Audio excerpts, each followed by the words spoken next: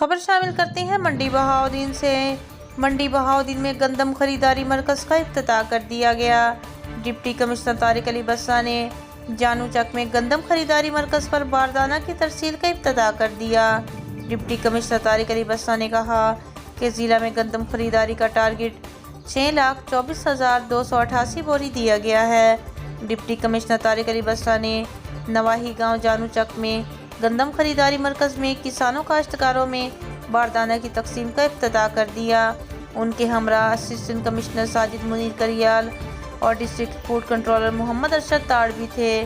Deputy commissioner Tariq علی بسا نے کہا کہ ضلع میں گندم خریداری کا ٹارگٹ 6,24,288 بوری دیا گیا ہے اور 6 خریداری مراکز منڈی بہاؤدین، ملکوال، گوجران، جانو چک، بھیروال اور قادر آباد میں قائم کیے گئے ہیں، جہاں پر کسانوں کاشتکاروں سے 1,800 روپے فی 40 کلو گرام کے حساب سے گندم خریدی جائے گی اور اس عمل کو میرٹ پر شفاف بنانے کے لیے تینوں تحصیلوں کے اسسٹنٹ کمشنر صاحبان کی نگرانی میں محکمہ ریونیو کا عملہ کام کرے گا۔